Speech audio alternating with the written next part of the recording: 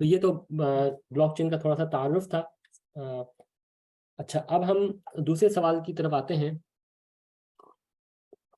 कि blockchain technology और bitcoin crypto currency में क्या ताल्लुक है। तो देखें, बुनियादी बात समझने की है कि जो भी करंट क्रिप्टो करेंसीज हैं बड़ी बड़ी, जैसे बिटकॉइन हो गई, इथेरियम हो गई, ये ब्लॉकचेन टेक्नोलॉजी की मदद से बनी है। और ब्लॉकचेन, जैसे हम पहले जिक्र कर चुके, एक ऐसी टेक्नोलॉजी जिसके अंदर हम खातों का रिकॉर्ड का इंदराज करते हैं। और ये रिकॉर्ड किसी भी चीज़ का हो सकता है। यहाँ पे हमने इंदराज जो किया है वो बिटकॉइन क्रिप्टो करेंसी का इंदराज कर लिया, इथेरियम का इंदराज कर लिया। कोई ये चाहे तो विफाकुल मदारिस अरेबिया का इम्तहानी नताइज है वो ब्लॉकचेन के जरिए से महफूज कर सकता है। हुकूमत पाकिस्तान नादरा के जरिए से पाकिस्तानी अवाम का डाटा महफूज कर सकते हैं। कोई शराब बनाने वाली फैक्ट्री, शराब की कितनी बोतलें तैयार हुई हैं या बेची गई हैं, उसका इंदराज कर सकती है। या कोई बैंक कितना सूदी कर्जा किसको फराहम किया गया ये महफूज कर सकता है। तो ये मुख्तलिफ किसी भी चीज़ का इंदराज हो सकता है ब्लॉकचेन के अंदर। तो ब्लॉकचेन समझने की बात यह है कि इसमें रिकॉर्ड सेव किया जाता है। और पहली मरतबा जब ब्लॉकचेन टेक्नोलॉजी इंट्रोड्यूस की गई तो पहली मरतबा जो उसका इंदराज किया गया ब्लॉकचेन के अंदर, वो क्रिप्टो करेंसी का इंदराज किया गया। तो ब्लॉकचेन आप बाकायदा एक सॉफ्टवेयर सिस्टम है जो कि आप खुद भी अगर कंप्यूटर प्रोग्रामर हैं तो बना सकते हैं। आप एग्जिस्टिंग ब्लॉकचेन सिस्टम्स को यूज़ कर सकते हैं और वो आप सिर्फ डाटा को रिकॉर्ड को सेव करने के लिए यूज़ करते हैं। तो ये ताल्लुक है जो है बिटकॉइन क्रिप्टो करेंसी और ब्लॉकचेन का। अच्छा, एक बुनियादी चीज़ समझने की ये है कि बिटकॉइन क्रिप्टो करेंसी में कॉइन सिरे से मौजूद ही नहीं होते, बल्कि बिटकॉइन क्रिप्टो करेंसी में खाते यानी लेजर के अंदर फर्जी नंबर होते हैं। इसकी मैं मज़ीद वजाहत भी करूँगा। और दूसरी चीज़ समझने की ये है कि बिटकॉइन हिस्सी तौर पे तो डिजिटल तौर पे भी मौजूद नहीं होती। इसकी भी मैं तफसील अभी आपको मज़ीद फराहम करता हूँ। और फिर जब हम ये कहते हैं कि हमने इतने बिटकॉइन जैद ने बकर को या एलिस ने बॉब को ट्रांसफ़र कर दिए, तो एक्चुअली वो ट्रांसफ़र नहीं हो रहे होते, बल्कि ट्रांजैक्शन का लेजर के अंदर इंदराज किया जा रहा होता है। और जो कि बिटकॉइन क्रिप्टो करेंसी की मल्कियत के सबूत के तौर पर इस्तेमाल किया जाता है। और इसके लिए हम पब्लिक प्राइवेट की और UTXOs का इस्तेमाल करते हैं। अच्छा, ये कुछ साइंसी हवालाजात हैं जो मैंने यहाँ पे प्रोवाइड कर दिए। ये बहुत ही ज़्यादा ठोस क्रेडिबल साइंसी तहकीकात हैं जिसके अंदर ये बताया गया है कि बिटकॉइन डिजिटल तौर पे भी एग्जिस्ट नहीं करती। और जब हम ट्रांसफ़र करते हैं तो सिर्फ ट्रांजेक्शन्स ट्रांसफ़र हो जाती हैं। इसकी मिसाल इस तरह समझ लें कि मिसाल के तौर पे अगर कोई रजिस्टर के अंदर ये इंदराज कर ले कि मेरे पास 10 गाड़ियाँ हैं, और फिर उन 10 गाड़ियों के आगे मलकियत के नाम के आगे अपना नाम दर्ज कर ले, और फिर उसके बाद एक ट्रांजैक्शन करे, यानी उस अपने इंदराज के अंदर अपना नाम हटा के किसी दूसरे का नाम लिख दे, तो क्या खाली इंदराज से ये जो गाड़ियां हैं ये हकीकत में वजूद में आ जाएंगी? अगर हकीकत में वो गाड़ियां मौजूद ना हो और वो हकीकत में मुंतकिल ना की गई हों, तो बस यही कुछ सूरत हाल बिटकॉइन क्रिप्टो करेंसी की है कि इसके अंदर कॉइन एग्जिस्ट ही नहीं करते, करेंसी एग्जिस्ट ही नहीं करती। तो एक शख्स ने एक फ़र्ज़ी नंबर सोचा कि मेरे पास इतनी करेंसी है और उसका इंदराज कर लिया खाते के अंदर। अब ये जो इंदराज कर लिया, इस इंदराज को हम बिटकॉइन की हकीकत कहते हैं।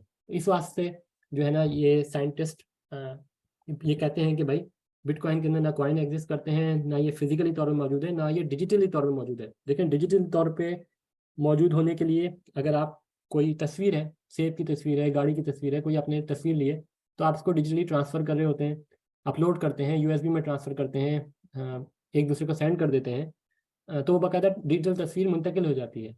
जबकि यहाँ पे तो वो डिजिटल एग्जिस्ट ही नहीं कर रही, तो उसकी मुंतकली जो है सिर्फ वो लेजर के अंदर अपडेट हो रही होती है। तो ये सारे रेफरेंसेस हैं ये साइंसी दुनिया के अंदर, यानी ठोस मजबूत हवाले जाते हैं।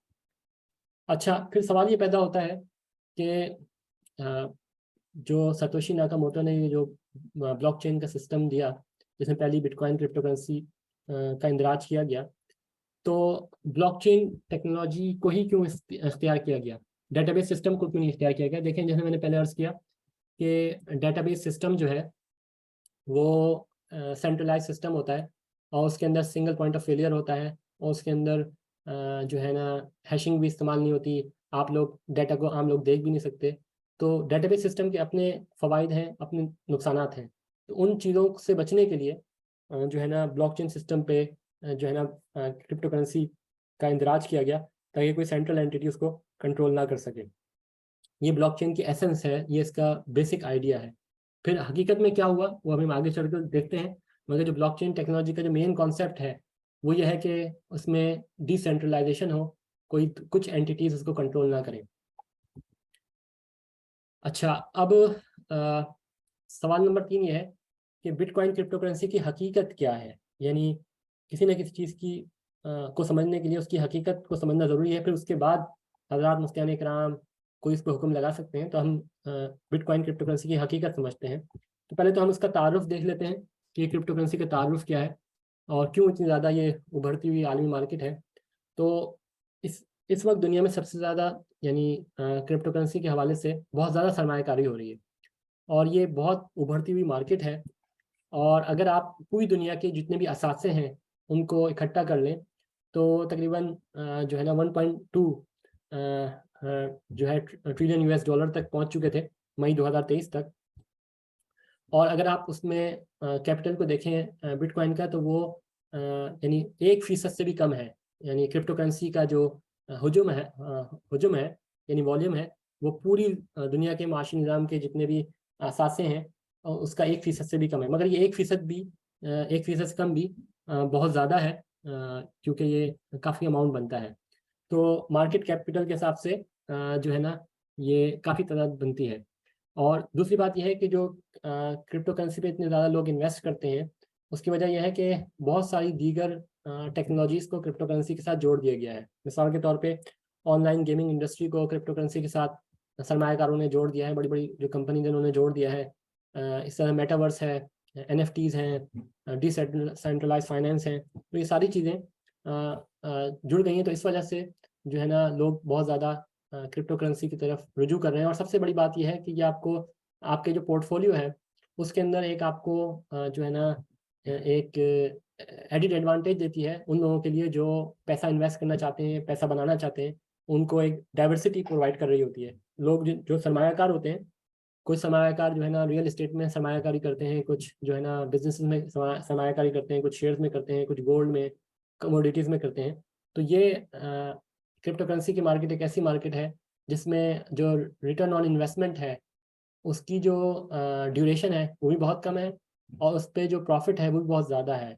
इसको इस तरह से समझ लें कि मिसाल के तौर पे आप अगर रियल मार्केट में इन्वेस्ट करते हैं, आपने 1 करोड़ रुपया इन्वेस्ट किया, तो हो सकता है कि 1 साल बाद, 6 महीने बाद आपको उसका रिटर्न मिले और रिटर्न जो मिलेगा वो इतना ज़्यादा नहीं होगा। जबकि अगर वही 1 करोड़ रुपया कोई बंदा क्रिप्टो करेंसी में इन्वेस्ट करता है तो उसको रिटर्न ऑफ इन्वेस्टमेंट बहुत जल्दी मिल जाएगा और बहुत ज़्यादा मिकदार में वो बढ़ा भी होगा। उसके और भी साइड इफ़ेक्ट्स हैं, वो हम आगे चल के देखते हैं। तो बुनियादी बात यह है कि अगर हम पूरी दुनिया के क्रिप्टो असासों को इकट्ठा कर लें तो उनमें 90% जो मार्केट कैपिटल है वो 2 बड़ी क्रिप्टो करेंसीज का है, बिटकॉइन का और इथेरियम का। तो इसी बात से चूँकि मैं ज़्यादातर फोकस कर रहा हूँ, मैंने जैसे पहले बताया कि 17,000 से ज़्यादा क्रिप्टो करेंसीज मौजूद हैं और उनमें जो पहली क्रिप्टो करेंसी है वो बिटकॉइन है, सबसे बड़ी क्रिप्टो करेंसी है। और बिटकॉइन और इथेरियम इन दोनों का हुजूम जो है तमाम क्रिप्टो करेंसीज के अंदर 90% से ज़्यादा, 90% से ज़्यादा है कैपिटल के लिहाज से। तो लिहाजा हम इसी पे फोकस करेंगे। यानी हम ये नहीं कर सकते कि कोई एक एस्टोनिया के अंदर एक बंदे ने क्रिप्टो करेंसी बनाई है, रजिस्टर की है, उसको लेके उस पर डिस्कस कर लें और उसका हुक्म जो है या उसको उसकी जो आर्किटेक्चर है वो पूरी दुनिया की क्रिप्टो करेंसीज पे लगा लें। बल्कि जो मेजोरिटी है, जो बेसिक है, हम उस पर फोकस कर रहे हैं। तो इसी वास्ते मैं ज़्यादा फोकस बिटकॉइन पे ही कर रहा हूँ।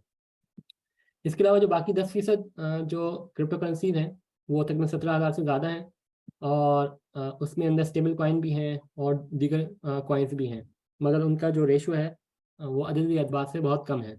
तो हम जैसे मैंने पहले अर्ज़ किया कि हम सबसे बड़ी और सबसे पहली क्रिप्टो करेंसी बिटकॉइन पे ख़ास तौर पे तवज्जो अभी दे रहे हैं इस लेक्चर के अंदर। ये आप देख सकते हैं कि आपके पास पूरी दुनिया के फाइनेंशियल असासे हैं। जब आप 487 के करीब जो है 487 ट्रिलियन यूएस डॉलर के फाइनेंशियल एसेट्स हैं ग्लोबल। ये बैंक ऑफ इंग्लैंड से मैंने रिपोर्ट ली है मार्च 2022 की। और उसके अंदर जो टोटल उसका हुजूम है क्रिप्टो करेंसीज का, क्रिप्टो एसेट्स का, वो 1% से भी कम है। और अगर पूरे हुजूम को ले लें तो 90% जो है उसके अंदर 2 क्रिप्टो करेंसीज बिटकॉइन और इथेरियम है। और फिर कुछ हुजूम जो है उसके अंदर स्टेबल कॉइन्स का भी है और दीगर क्रिप्टो करेंसीज का भी है। अच्छा, ये पुराना डाटा है, मगर आप नया डाटा किसी भी क्रिप्टो करेंसी एक्सचेंज पे जाके चेक कर सकते हैं। तो बिटकॉइन का ये जो है प्राइस थी, और ये कुछ मशहूर क्रिप्टो करेंसीज हैं, इथेरियम, टीथर वगैरह, और इन पे आप इनकी प्राइसेस देख सकते हैं। अब सवाल ये पैदा होता है कि लोग बिटकॉइन के पीछे क्यों पड़े हैं, यानी क्रिप्टो करेंसी है, पूरी दुनिया एक उसके अंदर एक जो है एक एक बहुत ज़्यादा शौक है कि वो क्रिप्टो करेंसी पे इन्वेस्ट करे। तो उसकी वजह ये है कि देखें, ये एक्स एक्सिस पे मैं महीने मेंशन कर रहा हूँ, वाई एक्सिस पे बिटकॉइन की प्राइस मेंशन कर रहा हूँ। अब एक बंदा जो है ना, जुलाई 2021 में एक बिटकॉइन की प्राइस $30,000 थी, तो उस वक्त के हिसाब से तकरीबन 60 लाख रुपए पाकिस्तानी रुपए बनता है। तो उसने एक बिटकॉइन ले लिया जुलाई के अंदर, 2021 के अंदर 60 लाख रुपए का, 60 लाख इन्वेस्ट किया, 60 लाख का एक बिटकॉइन ले लिया। फिर कुछ महीने बाद अक्टूबर के अंदर बिटकॉइन की प्राइस $60,000 यानी 1,20,00,000 रुपए बन गई। तो कुछ महीनों के अंदर उसने जो है 60 लाख रुपए कमा लिया, और उसको कुछ नहीं करना पड़ा, सिर्फ क्लिक करने पड़े और उससे इतना प्रॉफिट उसको मिल गया। अच्छा, इसका एक नेगेटिव एस्पेक्ट भी है कि एक बंदे ने मिसाल के तौर पे अक्टूबर 2021 में $60,000 का 1,20,00,000 का बिटकॉइन लिया, और जब वो जुलाई 2022 में गया तो बिटकॉइन की कीमत $20,000 से भी कम हो गई, यानी उसको तकरीबन 60, 70, 80 लाख रुपए का नुकसान हो गया। तो ये वो वॉलेटिलिटी है, ये वो स्पेकुलेटिव एस्पेक्ट है, ये वो कयासराई है, ये वो उतार चढ़ाव है जो कि जो इन्वेस्टर्स हैं जिसको इस्तेमाल करते हैं, पैसा बनाते हैं, मगर जो आम जो लोग होते हैं उनका पैसा इससे डूब जाता है। अब अगर यूरोपियन ममालिक की बात करें, अमेरिका की बात करें, कनाडा वगैरह की, तो वहाँ पे बेतहाशा बेतहाशा हज़ारों की तादाद में लोगों ने पैसे इन्वेस्ट किए। वो इस झांसे में आ जाते हैं कि भाई गोल्ड पे इन्वेस्ट करेंगे या रियल स्टेट पे इन्वेस्ट करेंगे तो उसमें जो है ना इतना रिटर्न ऑफ इन्वेस्टमेंट नहीं मिलेगा। इसमें देखें रिटर्न ऑफ इन्वेस्टमेंट कितना ज़्यादा मिल रहा है, तो वो उसमें इन्वेस्ट करते हैं, और बहुत सारे लोगों का जो है ना पैसे डूब जाते हैं। और जब पैसे डूब जाते हैं तो वो जाके पुलिस में कंप्लेन करते हैं, रेगुलेटरी इदारों को कंप्लेन करते हैं। तो रेगुलेटरी इदारे कहते हैं कि भाई ये तो हमारे मुल्क में रजिस्टर ही नहीं है, ये तो हम इसको पकड़ ही नहीं सकते, ये तो यानी अब आपके पैसे आ ही नहीं सकते वापस।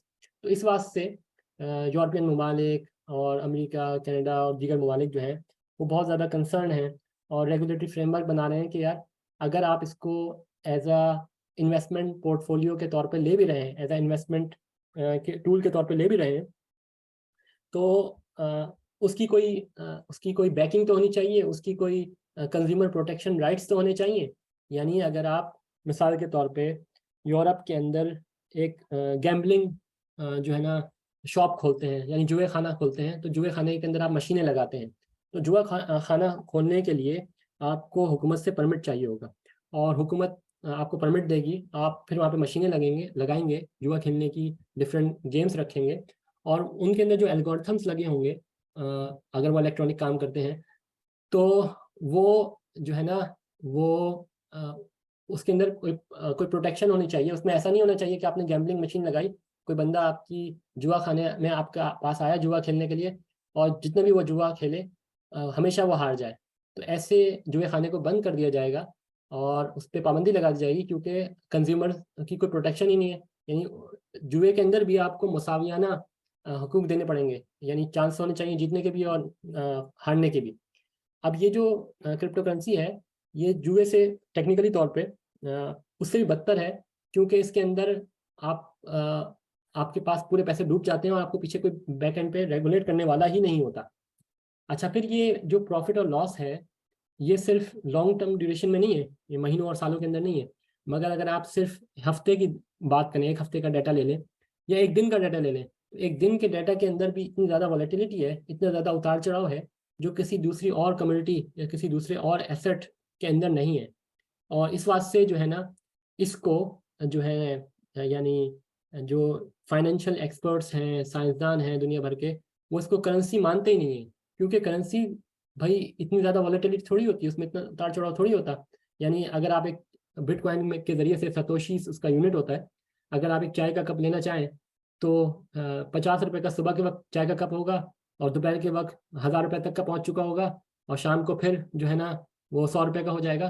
तो ये बेचारे जो दुकान चलाने वाले हैं, कारोबार करने वाले हैं, वो तो दिन में 20 मरतबा अपनी प्राइस को ही अपडेट करते रहेंगे, उसमें कोई स्टेबिलिटी नहीं होगी और पूरा निज़ाम जो माशी निज़ाम है वो दरम बरम हो जाएगा।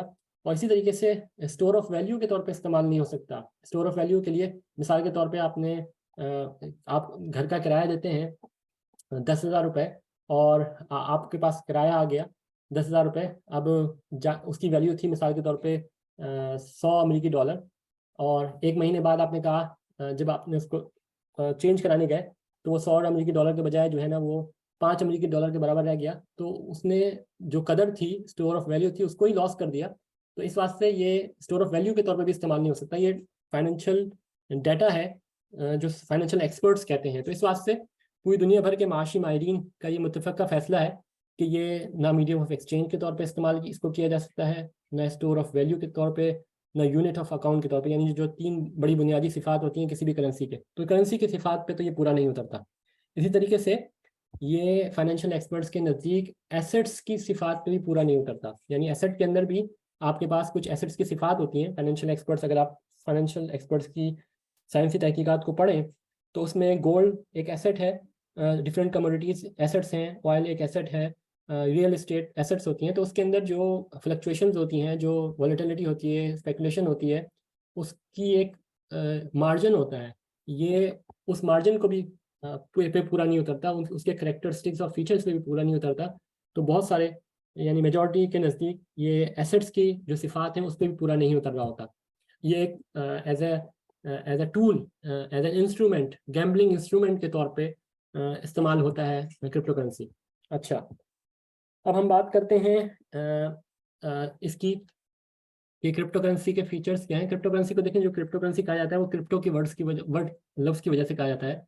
और क्रिप्टो का मतलब यह है कि क्रिप्टोग्राफी एक कंप्यूटर साइंस का एक शुबा है, कंप्यूटर सिक्योरिटी का, जिसके अंदर हम क्रिप्टोग्राफिक एल्गोरिथम्स का इस्तेमाल करते हैं, जिसमें इंक्रिप्शन है, डिजिटल सिग्नेचर्स हैं, हैशिंग है, और इसकी मदद से हम उसको इस्तेमाल करते हैं। तो इस वास्ते इसको जो है क्रिप्टो करेंसी कहा जाता है। जो हमारी क्रिप्टो करेंसी है इसको हम डिजिटल करेंसी भी कह सकते हैं, बाद लोग इसको वर्चुअल करेंसी भी कहते हैं, पुरानी टेक्नोलॉजी है। और ये ब्लॉकचेन नेटवर्क पे काम करेगी, कोई इसको सेंट्रलाइज एंटिटी कंट्रोल नहीं करेगा। और इसको हम जो अगर ख़रीदना है तो हम सेंट्रलाइज एक्सचेंज के ज़रिए से ख़रीदेंगे। अगर हमने नई क्रिप्टो करेंसी हासिल करनी है तो 2 तरीके हैं बनाने के। एक तो माइनिंग का अमल है, और माइनिंग के अंदर हमें क्रिप्टोग्राफिक पजल को सॉल्व करना पड़ेगा। और दूसरा ये है कि जब हम माइनिंग का अमल कर रहे होंगे तो जिसमें ट्रांजेक्शन जितनी भी हम गैदर करेंगे, उस ट्रांजेक्शन की जो फीस होगी, उस फीस से भी हमें नई क्रिप्टो करेंसी मिल सकती है। और बिटकॉइन जो क्रिप्टो करेंसी है वो बेसिकली एक ट्रांजेक्शन लेजर है, और इसकी कोई इंट्रांसिक वैल्यू यानी अपनी ज़ाती कीमत नहीं होती। इससे हम कोई फ़ायदा भी हासिल नहीं कर सकते। ये फिज़िकली एग्जिस्ट भी नहीं करती, और जैसे मैंने पहले बताया कि ये डिजिटली एग्जिस्ट नहीं करती। और इसके अंदर कॉइन्स तो होते ही नहीं हैं, सिर्फ ट्रांजेक्शन होती हैं, और ट्रांजेक्शन के ट्रांसफ़र को ही हम कह देते हैं कि आपके पास इतने बिटकॉइन हैं। और लेजर की स्टेट अपडेट होती है, और ये सॉफ्टवेयर भी नहीं है। ये टेक्निकली तौर पर मैं बीइंग अ कंप्यूटर साइंटिस्ट आपको ये कंफर्म कर रहा हूँ। अच्छा, क्रिप्टोग्राफी, जो क्रिप्टो करेंसी है उसमें वर्ड जो है क्रिप्टो, जो क्रिप्टोग्राफी से निकला है। दरअसल इस फन को कहा जाता है जिसके अंदर हम जो खुफिया तहरीरें हैं उसको तबादला करते हैं। यानी उसको इनकोडिंग डिकोडिंग तरीका होता है उसके अंदर। यानी दुश्मन अगर अभी अभी आपने साइफर का सुना होगा पाकिस्तान की सियासत के तनाजुर में कि साइफर आया, तो साइफर वो जो था वो इनकोडेड था। तो ये कंप्यूटर में जो हम कोई भी मैसेज आप ईमेल करते हैं या व्हाट्सएप पे कोई मैसेज करते हैं, तो बैक एंड पे आपके इनकोडिंग चल रही होती है। कोई अगर उसको स्निफ करता है, कोई आपके डाटा को ले लेता है, तो वो उसको उन इंक्रिप्शन एल्गोरिथम्स को तोड़ना पड़ेगा, फिर वो उस डाटा को असल में पढ़ सकता है। तो ये बुनियादी तौर पे कंप्यूटर साइंस और रियाजी का एक अहम मौजू है, और इसके अंदर हम मुख्तलिफ़ किस्म के नए नए एल्गोरिथम्स को ईजाद करते हैं ताकि जो हमारी तहरीर है वो कोई पकड़ ना ले, डाटा कोई चुरा ना ले। और इसी तरीके से इनकोडिंग का एक मकसद ये भी होता है कि आपका जो डाटा है उसकी जो स्पेस ले रहा है वो कम से कम स्पेस ले।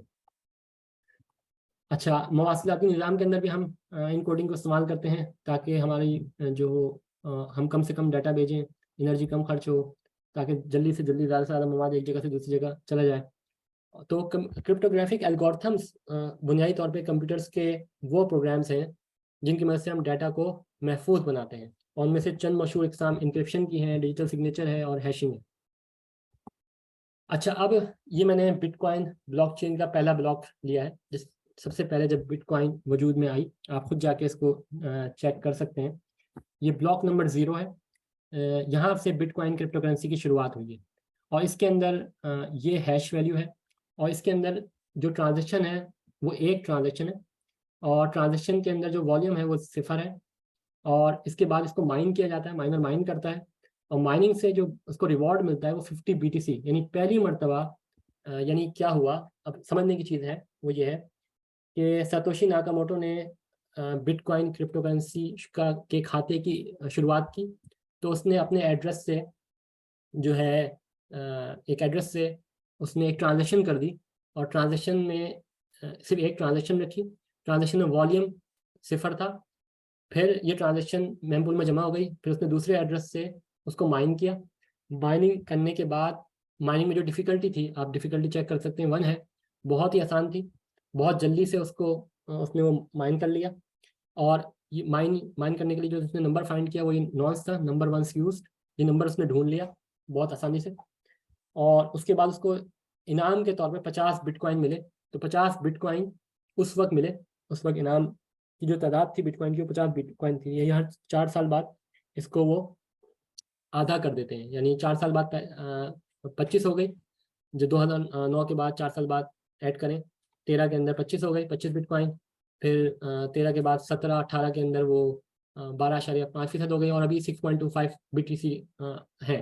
तो अगर अभी $20,000 का भी एक बिटकॉइन है, तो 6 बिटकॉइन यानी 1 करोड़ 20 लाख माइन करने में आपको मिलेंगे। ये बहुत बड़ा अमाउंट है, यानी अगर आप माइनिंग में जीत जाएं तो 1 करोड़ 20 लाख अमेरिकी डॉलर, करोड़ रुपए पाकिस्तानी रुपए से ज़्यादा बनते हैं।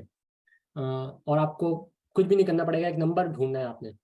तो ये पहला बिटकॉइन, जब ये 50 बिटकॉइन बने, यानी इसको कह सकते हैं हम कि पहले बिटकॉइन का इंदराज किया गया। अभी खाली नंबर है, इन नंबरों का इस खाते में इंदराज कर दिया गया। इन नंबरों की अपनी कोई ज़ाती हैसियत नहीं है, इन नंबरों की अपनी कोई वैल्यू नहीं है, सही है। और ये ऐसा ही है कि जैसे मैं कहूँ कि जो सिक्का है, सिक्के को उछालो, अगर सिक्के उछालने के बाद हेड आया तो तुम अपने खाते में 50 बिटकॉइन का इंदराज कर लेना, और अगर टेल आया तो नहीं करना। तो इस तरीके से उस वक्त कोई मौजूद नहीं था, इसने खुद ही ये खाता बनाया, लेजर बनाया, खुद ही जो है ट्रांजेक्शन की, खुद ही माइनर बन के 50 बिटकॉइन इसने अपने खाते में अपने नाम के आगे लिख लिए। ठीक है, ये सारा प्रोसेस इस बात से अपनाया क्योंकि ये पूरे निज़ाम को चलाना चाहता था।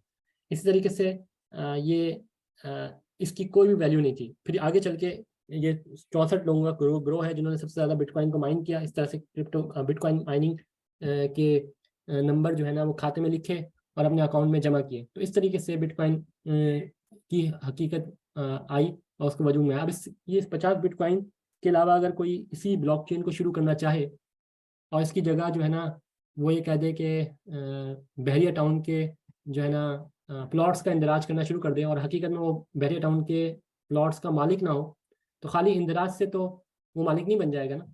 या एक नई सोसाइटी सुपर हाईवे पे, कराची सुपर हाईवे पे बनाना शुरू कर दे, जो कि ना उसने ख़रीदी हो, बस जहन में ख्याल हो, तो वो तो एक ख्याली फ़र्जी नंबर होंगे। तो ये भी जो 50 बिटकॉइन का इंदराज है ये फ़र्जी नंबर है। ये जो हैश, बाद लोग ये समझते हैं कि जो हैश की वैल्यू है हेक्साडेसिमल के अंदर, ये बहुत ही कॉम्प्लेक्स नंबर है, शायद ये बिटकॉइन है। बाद लोग मर्कल रूट को बिटकॉइन समझते हैं क्योंकि उनको कंप्यूटर साइंस की इतनी नॉलेज तो होती नहीं है, तो वो समझते हैं कि भाई ये जो ब्लॉक के अंदर ये इतने कॉम्प्लेक्स नंबर लिखा रहा है ये बिटकॉइन है, और ये इधर से उधर ट्रांसफ़र कर दिया तो बिटकॉइन ट्रांसफ़र हो गया।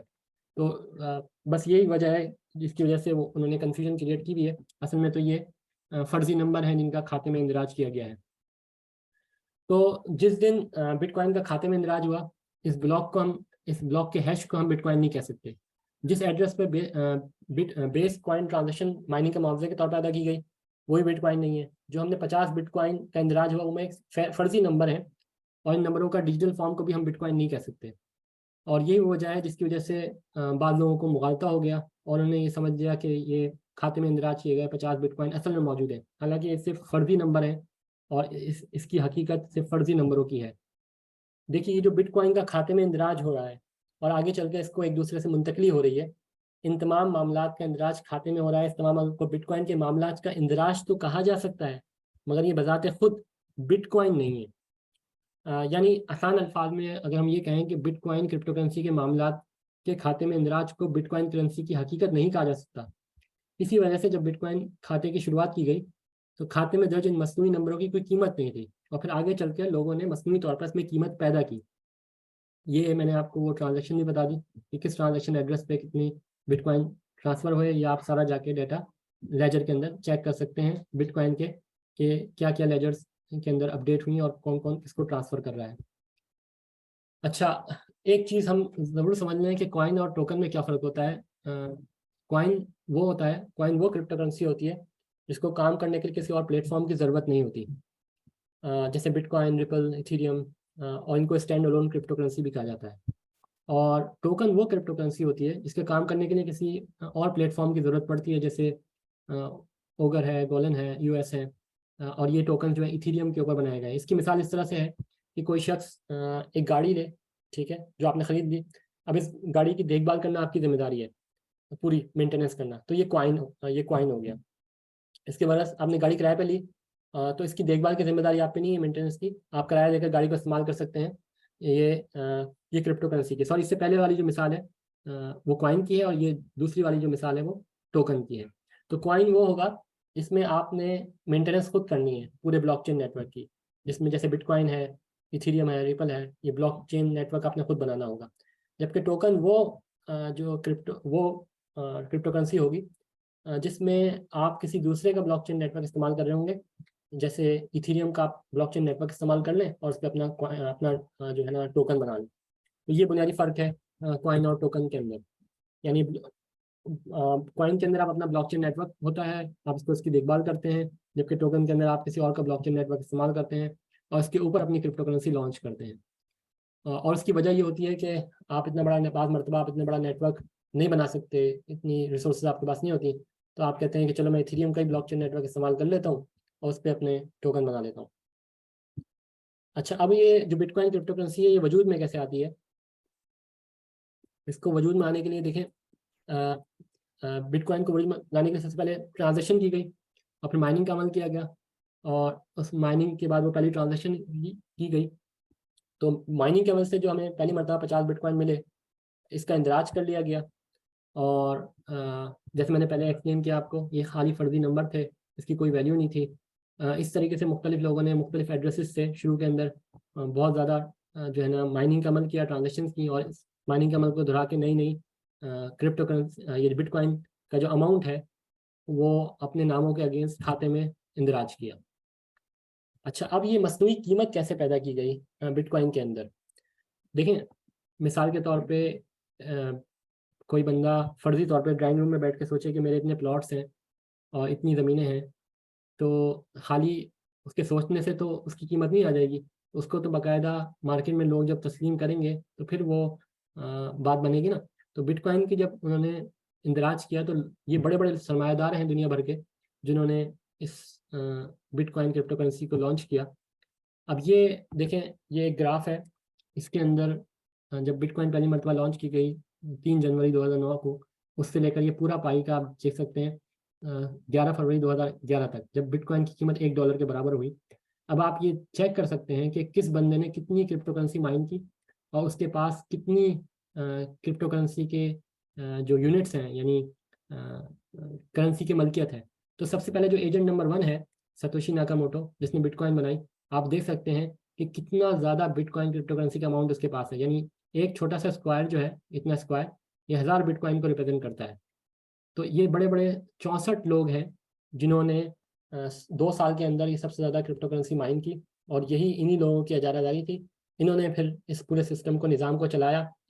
तो ये जो कहा जाता है कि बिटकॉइन एक डिसेंट्रलाइज करेंसी है, या इस पर किसी की इजारादारी नहीं है, या इसको कोई कंट्रोल नहीं करता, ये साइंसी तौर पे दुरुस्त नहीं है। ये आप सॉलिड एविडेंस है, ये रिसर्चर्स की रिसर्च है, आप इसको जाके रेप्लिकेट भी कर सकते हैं। आप खुद जाके लेजर पे निकाल लें एड्रेसेस, अगर आपको कंप्यूटर साइंस आती है टेक्निकली तौर पे, तो आप ये सारा डाटा निकाल सकते हैं, वैलिडेट कर सकते हैं।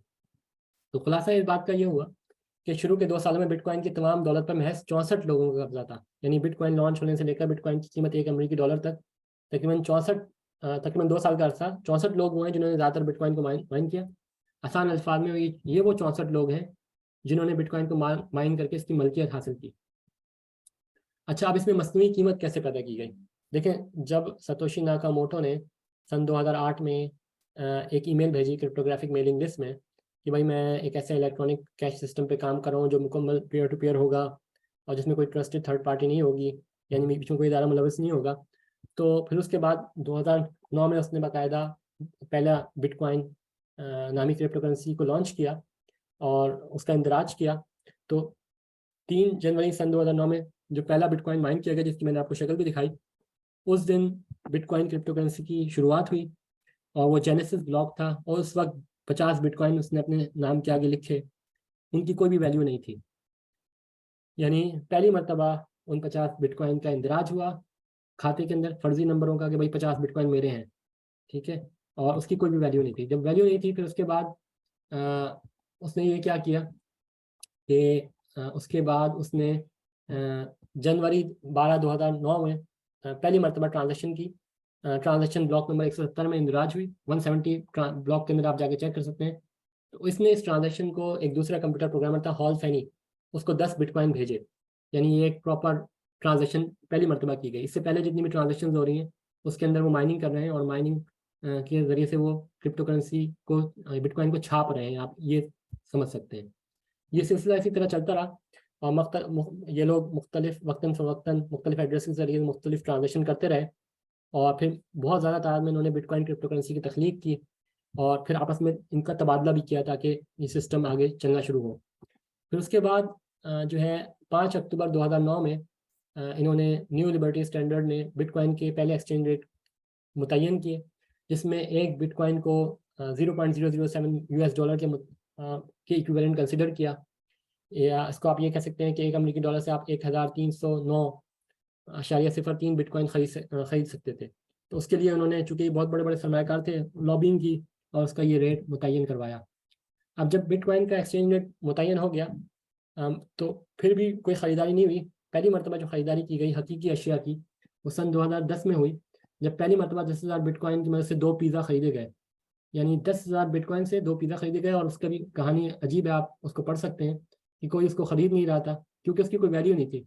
बड़ी मुश्किल से एक बंदे ने कहा चलो यार मैं जो है ना 10,000 बिटकॉइन ले लेता हूँ और जो है ना पिज़्ज़ा तुम्हें डिलीवर कर देता हूँ, और जिसकी कीमत जो है आज के हिसाब से करोड़ों पाकिस्तानी रुपए बनती है और इसी हिसाब से पिज़्ज़ा डे बिटकॉइन के अंदर मनाया जाता है। फिर और लोगों ने भी इसके ज़रिए से चीज़ें खरीदने की कोशिश की और बाकायदा क्रिप्टो करेंसी का एक्सचेंज कायम किया गया। फिर 17 जुलाई में एमटी गॉक्स नामी बिटकॉइन क्रिप्टो करेंसी एक्सचेंज में वजूद में आया। फिर 9 फरवरी 2011 को एक बिटकॉइन की कीमत 1 अमेरिकी डॉलर के बराबर हुई। अभी जो 1 अमेरिकी डॉलर के बराबर हुई, ये खुद सप्लाई एंड डिमांड के ज़रिए से इन्होंने खुद मुतय्यन की है। यानी खुद ही ट्रांजेक्शन कर रहे हैं, खुद ही इसकी सप्लाई और डिमांड को आगे को बढ़ा के एक्सचेंज को मैनिपुलेट करके जो है ना सप्लाई को मैनिपुलेट करके ये एक इक्विवेलेंट 1 अमेरिकी डॉलर की। और इसी तरीके से इसकी जो है ना कीमत आज 20,000 30,000 अमेरिकी डॉलर जो होती है, ये खुद ही जो ट्रेडिंग स्ट्रेटजीज हैं उनको खेलते हुए ये इसको प्राइस को ऊपर नीचे कर रहे होते हैं। तो खुलासा इस बात का ये हुआ कि ये 64 लोग थे, शुरू के 2 सालों के अंदर इन्होंने मिलके सबसे ज़्यादा बिटकॉइन क्रिप्टो करेंसी छापी जिसे कह सकते हैं हम, या बिटकॉइन करेंसी माइन की, अपने नामों के आगे उसका इंदराज किया, फिर उसकी वैल्यू को आर्टिफिशियली तौर पे मसनूई तौर पे क्रिएट करने की कोशिश की और फिर उसके ज़रिए से हकीकी अशिया की ख़रीदारी करने की कोशिश की।